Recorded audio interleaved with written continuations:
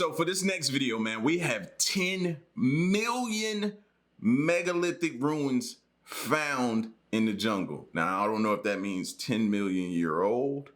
I don't know if they mean the actual number. That's how many they found. I don't know, bro. But if that was 10, if it's 10 million year old, is that the oldest ruins known to man that we found?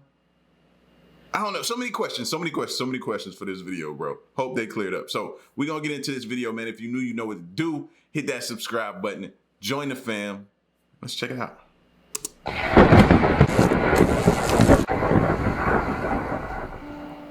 Over the last few years, more and more modern technologies have been utilized by individuals with access to them in an effort to not only expose the truth regarding the real history of man, but to discover the actual original size of these now lost civilizations' ancient ruins.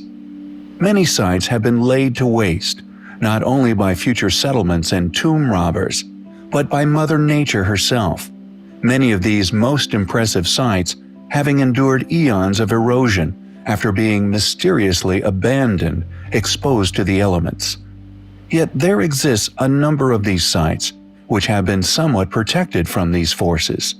Although vegetation can have a catastrophic effect, uprooting the megalithic foundations of these sites, yet the actual footprint of these structures, and indeed the overall size of these once lost settlements, can still be seen through modern penetrative radar, with one of the most incredible found in the past few years. Undoubtedly, the mega metropolis hidden beneath the dense forests of Guatemala.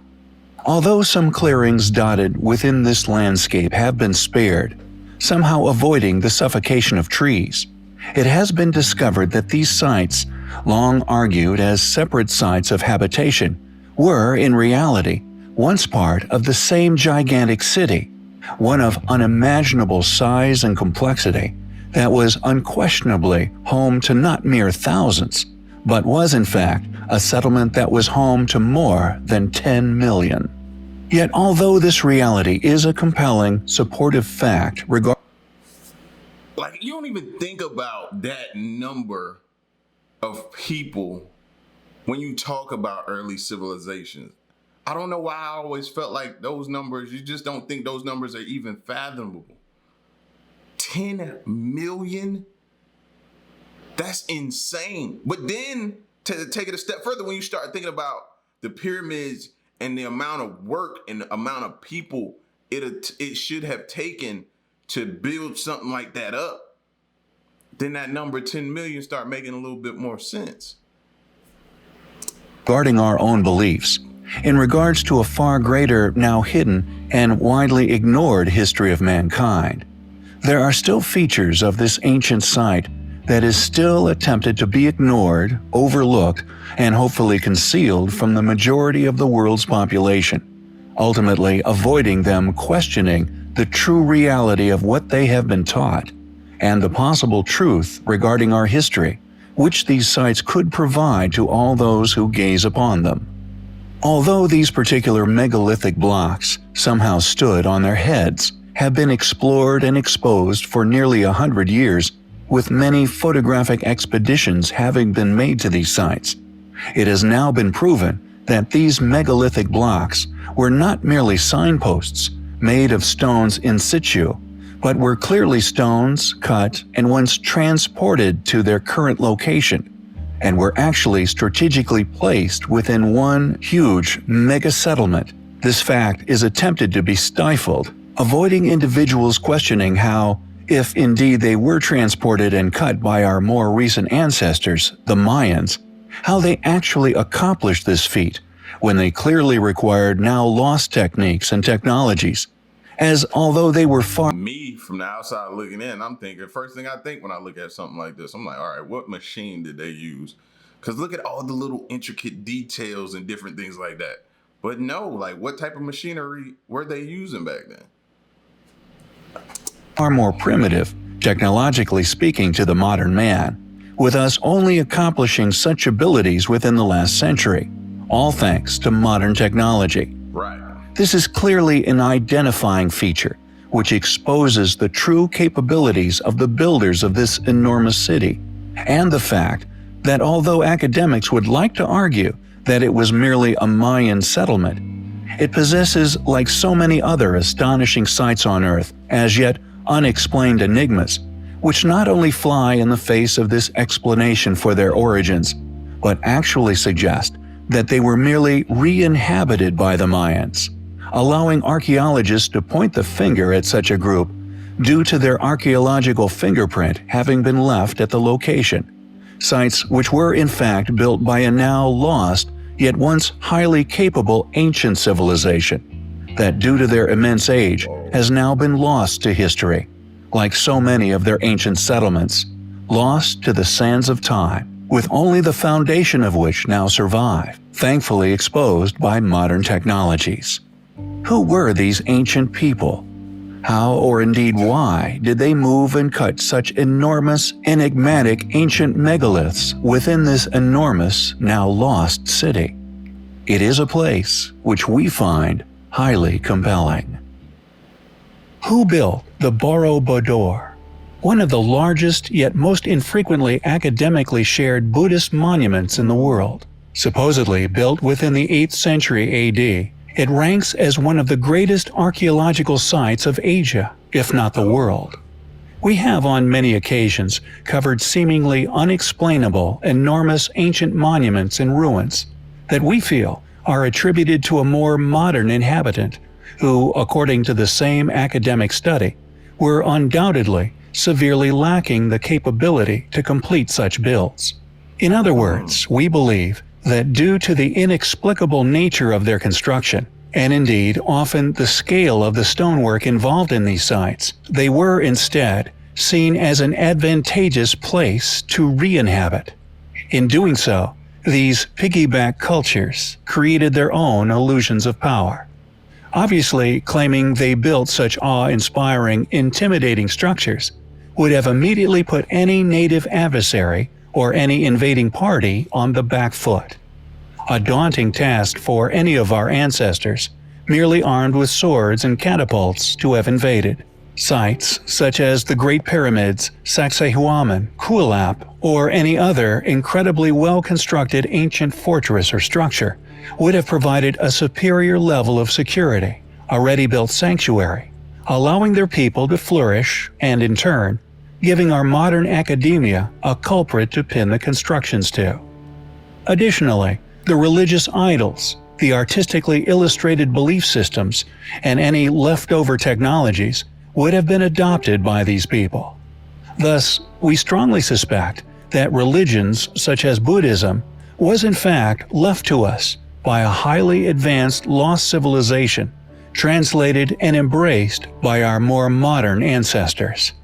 This adaptation of belief systems has conveniently allowed the furthering of the agenda of academia, yet the structure's inexplicable features are merely ignored by this group rather than ever explained, this due to them simply incapable of explaining such constructions. This long list of worldwide unexplained anomalies, which grows in depth every day, is one of the main reasons why most of our taught history, we feel, is now obviously a lie. In truth, no one actually knows who built Borobudur. They do not know when Borobudur was built. And most important of all, they have no clue how it was built. The unexplained features within Borobudur are greater in number than almost any other. Just the aerial view, bro. That there alone is just mind-boggling. And then you couple that with thinking, okay, who did this? How did they do this? How long did it take? You know what I mean? How many people? Who was the mastermind behind it? Was it one person? Was it multiple people? Like, it's so many questions. And the mere thought of us never possibly getting the answers to it, man, that just sucks, bro. You know what I mean? It makes you think about passing things down to different generations. It's important that we do that because it helps the generations down the line. You know what I mean? Their ancient site on Earth. And we suspect this to be the reason why it is rarely shared publicly. Yet, its past importance has not been overlooked by the modern world. Borobudur, since knowledge of its existence was sparked in 1814 by Sir Thomas Ramford Raffles, then the British ruler of Java, who was informed of its existence and location by native Indonesians. Furthermore, speculation about an ancient lake which once surrounded Borobudur was the subject of intense debate during the 20th century. In 1931, a Dutch artist and scholar of Hindu and Buddhist architecture, W.O.J. Nieuwenkamp, developed a hypothesis that the Kedu Plain, which surrounds the pyramidal structure, was once a lake, with Borobudur created to appear as a lotus flower floating on the water. We strongly believe that Borobudur, along with its curious architecture, is one of the most enigmatic, as yet unexplained, ancient sites on Earth, and as such, highly compelling. New Caledonia, a French territory in the South Pacific, comprising dozens of islands. It is best known for its palm-lined beaches and life-rich lagoon, which at 24,000 square kilometers is among the world's largest. Yet what many who investigate and visit the islands are unaware of is the enigmatic mystery of the tumuli, found particularly upon the Isle of Pines, with over 400 of the structures found upon this one small island. Once argued as merely natural formations via volcanic activity, this hypothesis, however, has since been disproven, and their artificial origins have been confirmed. Yet this is not the most peculiar fact to surface surrounding these mounds. Intriguingly, it is a very little, if at all, photographed set of artifacts, a series of small, man-made cement cylinders, each measuring around 40 to 100 inches in height and between 40 and 75 inches in diameter. They are the oldest cement artifacts officially discovered anywhere on Earth, made from a very hard, homogeneous lime mortar containing bits of seashell which garnered carbon dates of around 10,000 BC, putting their earliest official creation at around 3,000 years, before man was even supposed to have reached the Pacific from Indonesia. Y'all know what popped into my mind just then? The primitive building video I dropped yesterday where people, you know what I mean, they were faking it. But here we have real things that were designed and built back then, you know what I mean, out of the elements. And I'm like, wow. And then you think about some of the things they were showing you on that fake stuff where they was just grabbing mud and making it seem like they could design this out of mud. You know what I mean? Like, no, this is real, true, authentic style stuff right here. Before man was even supposed to have reached the Pacific from Indonesia. It is no surprise, then, that many now try to claim that the cylinders never existed, and instead, a mistake was made in regard to the actual basis of the tumuli, which have since been also revealed to have once been created using ancient concrete. However, this claim of convolution does not explain how we have many independent references to the cylinders found in a number of books and other articles of media dating to and just after their initial discovery. Also, the measurement of scale, which is clearly far too small to be attributed to the measuring of the mound's inner chambers. Furthermore, due to the controversy and impossibility to explain them using the already established chronology in regard to the migration of man, we have motive for many individuals to simply disappear the artifacts and in their place create a conspiracy to attempt to discredit their existence in the first place. Were these concrete cylinders buried in the tumuli for some reason? We still do not truly understand the function of these mounds. Yet could they have protected these artifacts for untold millennia? Perhaps also from a great flood? We find such possibilities highly compelling. Danehole, yet pronounced Danehole after the Danes. Intriguingly, their purpose, although almost exclusively cut into chalk strata, is completely unknown and although claimed to have been created by an invading party, were solely created within Kent and South Essex, consisting of a small vertical entry tunnel, which then opened into what could be described as spacious multi-room living quarters, with the largest inner chambers measuring some 18 feet wide, and some set at a depth of over 80 feet, particularly those found in Hangman's Wood, Essex, which, interestingly, is now known as a site of special biological importance. These unusual chambers have baffled all who have investigated them.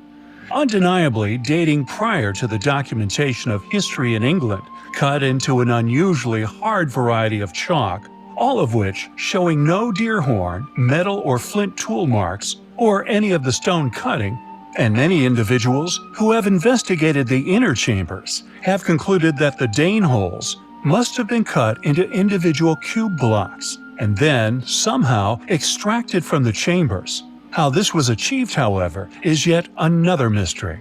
Thankfully, And the entire time I'm looking at it, I'm like, yo, they had to be good. Like, the threat of collapse when you dig something like that is always present. So you sitting there, like, I'm looking at this and I'm like, yo, they did a good job. And it don't even look like it would have collapsed at all. Look at this. Look at this. Look at that. Like, very, very good work. Marks, or any of the stone cutting, and many individuals who have investigated the inner chambers have concluded that the Dane holes must have been cut into individual cube blocks and then somehow extracted from the chambers. How this was achieved, however, is yet another mystery. Thankfully, due to Hangman's Wood being a preserved area, more than 50 Dane holes still exist within the 3-hectare site. What were the Dane holes used for? Who could have built them? Whoa. Were they, like a number of other underground chambers we have covered in the past, found the world over, once built to be lived in, clearly attempting to shield oneself from an exterior threat?